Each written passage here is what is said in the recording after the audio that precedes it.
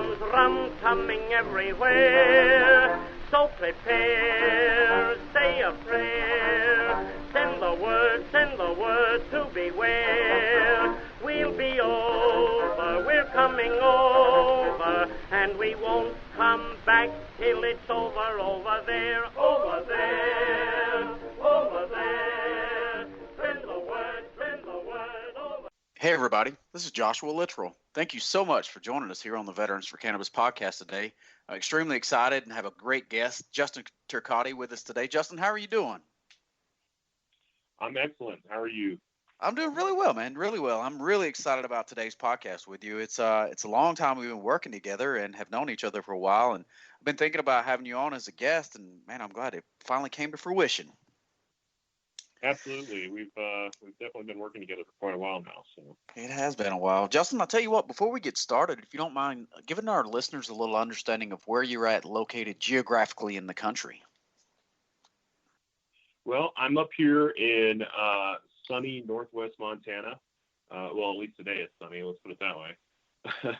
That's beautiful. I operate a medical marijuana operation here in Flathead County, Montana, right outside Glacier National Park. Awesome, man. Awesome. That's a beautiful part of the country from what I've heard. And someday I'm going to get out there and come see you guys too. Anytime. We got you Got covered. it. So, Justin, I think I'm so excited today because you come from a long line of military family. You're a brat yourself, and I want to give the listeners a really good understanding of who's out there in the industry, specifically in Montana. And this will be a two-part interview, too. So the first part will be just getting to know you, who you are, what your background is. And then the second part, we're really going to talk about Ember, what Ember brings to the table, how you guys got started, and what medical cannabis means to the community out there as well. So for the first segment here, let's just talk about you, Justin. Where are you from? Where'd you grow up? And a little background into who you are. Well, I'm the son of an Army veteran. He was in the military for just about 20 years, retired during the Clinton administration. And since then, he was working as civilian law enforcement as well. When he was in the Army, he was a military policeman. And we moved all over the country. I've got 5 siblings, pretty big family, and we're spread out from coast to coast. So Wow. 3 of us were born in Hawaii, and some of us have settled on the East Coast, Myrtle Beach. And then I also have another sibling out in Portland, Oregon. So we're kind of spread out pretty badly. Like, we don't get to see each other that much, but I think it's great that we're all over the place. I can't even imagine. Justin, what do you have? You got brothers, sisters? What are you guys made up of? There's 3 boys and 3 girls. Wow, that's a pretty good split right there. I can't imagine growing up in that household. That had to be a lot of fun. Yeah, it was pretty crazy, especially with all the military moves. New place every 2 or 3 years, it seemed like. Yeah, let's talk about that for a little bit. That's got to be a little hard growing up as a brat. And for our listeners who don't know what that is, a brat just means you're a military child, essentially. It's a term of endearment in our community. But growing up all over the place, when you got settled in, you're basically just pulling up roots and moving at that point in time, right? Correct. And it's a new adventure every time you settle somewhere new. Meet new people, make new friends, and I think it really lends to the military community and the children that come up in it. They are not shy. They have a lot of great social skills, and they're able to make friends and meet new people very easily. Yeah, it's because they're forced to, and I think the thing that is good about that is that their parents, the active duty member, if you will, are doing the same exact thing. We get thrown into situations and get to meet all different walks of life in the active duty community. So as a brat, as a child of somebody who's serving in the military, you have to do the same exact thing. And oftentimes you're in a situation with those kids who are, in the similar situation to you. It's most of the time you're around a military base. So a lot of the people that you're going to school with are going to be in the same situation, right? Absolutely.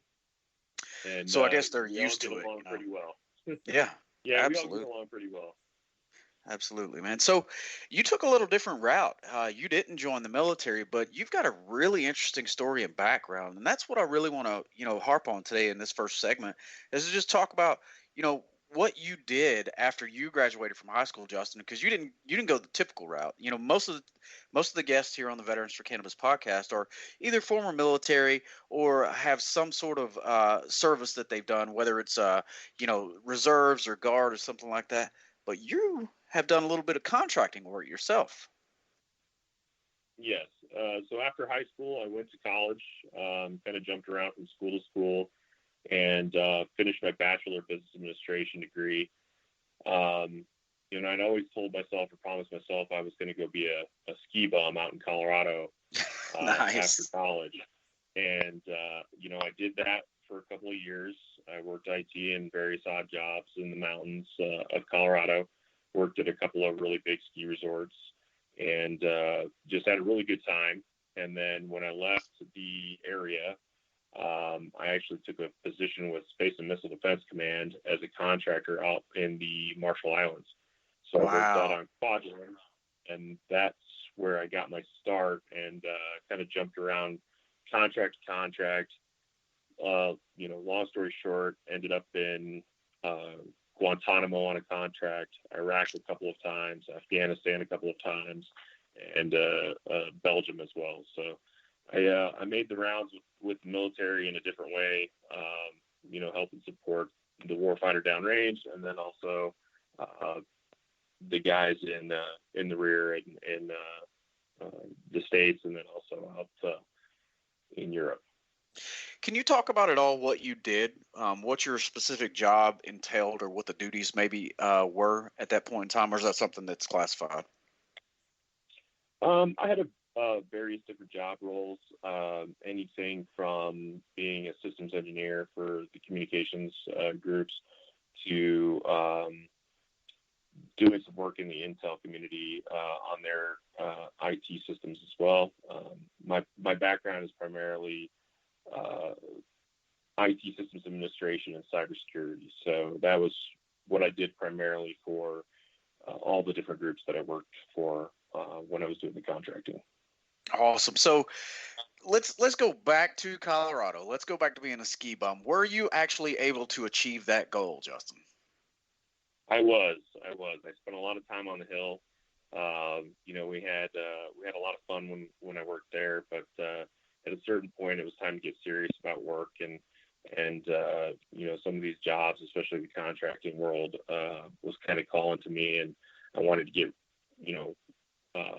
back into the military community in some way, because it was what I was used to and what I knew. Yeah. And contracting afforded me that ability. That's so neat, man. It's such an exciting lifestyle. There's no doubt about it. So, of all the places that you've been to and you've gotten some good powder in, which one did you appreciate and enjoy the most? What mountain? Probably Copper Mountain, Colorado. That was Nice. probably my favorite ski resort out of them all. In Colorado, Steamboat's my second favorite. And then, of course, up here in Montana, we've got some great places. I was the IT manager for a ski resort here a few years ago, and it consistently rates in the top 10 ski resorts in the country, and it's really great. It's called Whitefish Mountain Resort. Man, you don't hear much about Montana at all. Why is that? Because a lot of times I've heard nothing but phenomenal stories about the powder you guys get dropped out there, the runs, the slopes, but you just don't hear about it. It's not, the movies aren't made in Montana, the articles aren't written about, things like that. Why is that? I think it's largely because Montana doesn't want to be known about. Okay. We've got about 1 million people in the state. We're one of the smallest populations in the country. It's very sparse out here. There's a lot of room between cities and towns, and people just like the way life is here. It's small, it's cozy, but things are changing. People are moving here every day by the droves, especially during this COVID pandemic. Yeah. But for the most part, I feel like Montana doesn't want to be known about, and that's kind of how it has, it's kind of that best kept secret, for that last best place, as they say. Man, I know that's for sure. And you guys have a little bit of everything out there. I mean, we're talking about skiing, snowboarding now, and I mean the mountains, the rivers, the lakes. Mhm. It's just a smorgasbord of whatever you want to do outside. Yeah, outdoor activities are, the primary draw here. Fishing, hunting, camping, hiking, um, four-wheel recreation, horseback riding, you name it, we've got it. It's just beautiful up here. I live right outside Glacier National Park, and every summer is just amazing up here. Wow, I can't even imagine. So, your dad was in the military. He was in the army. And did you guys end up in Montana? How did you end up there? I guess is the question. So while I was overseas contracting, I was looking for my own home. I was essentially homeless. I just drifted from contract to contract, working out of a suitcase or multiple bags. And I was working with some military folks in Baghdad at the embassy. And one of those service members that I was working with was from this area. And she recommended that I come look at it up here because of the economic downturn at the time. Housing was cheap. And I was like, all right, well, let's go take a trip. And so I brought the family up here on a vacation while I was home, and I fell in love with the area. And that's when I started looking for houses. And I actually bought my home here while I was in Belgium working for NATO. Oh, So I did wow. all of the deal over the phone, through the mail. It was quite the extensive process. And so while that was going on, my family was living in Iowa at the time, and their home there was it wasn't damaged, but it was mandatorily evacuated for some flooding in the area around Omaha. Really? And yeah, so that happened two different times, 2 different years. And finally I said, forget it. Drop everything, just move up to my house up in Montana, and we'll just all go live up there. And that's effectively where my mother, my father, and I have all moved up here to Montana. And we keep trying to get all the other siblings out here. They come from time to time, but they're not ready to make that move up here. Well, all right. So has everybody visited? Have all the siblings come out there and visited the place? Not all of them yet. Still All right. working on that. All right. Well, who knows? You might get me as a brother before it's over with, man. I'll come out there and visit you guys, and I'll be looking for a bedroom. Yeah, well, we got a few extras, that's for sure.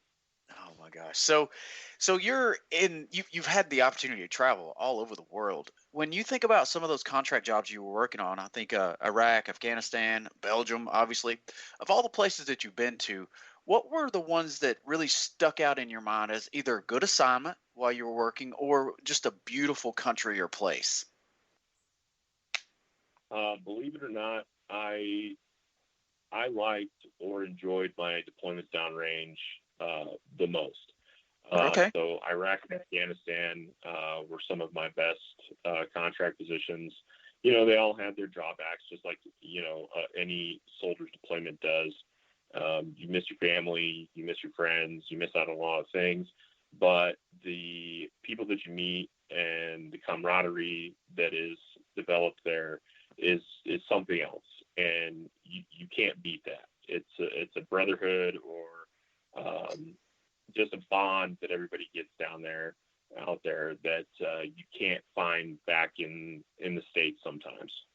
Wow, that's so true. Today we're joined by Justin Turcotte here on the Veterans for Cannabis podcast. And Justin, I think what you say is just rings so true with so many different veterans in the community and those active duty members as well. They'll be in the shittiest, pardon my French, situation in the world, being in the middle of a war zone, but have the best time of their life. And that's why we keep going back to it. People say, "Oh, why are you going back again? Or why do you want to sign up or volunteer to go back overseas?" What you just said is exactly why. And that's what our listeners need to get is they have to pick that up and start learning and understanding that, look, this is about the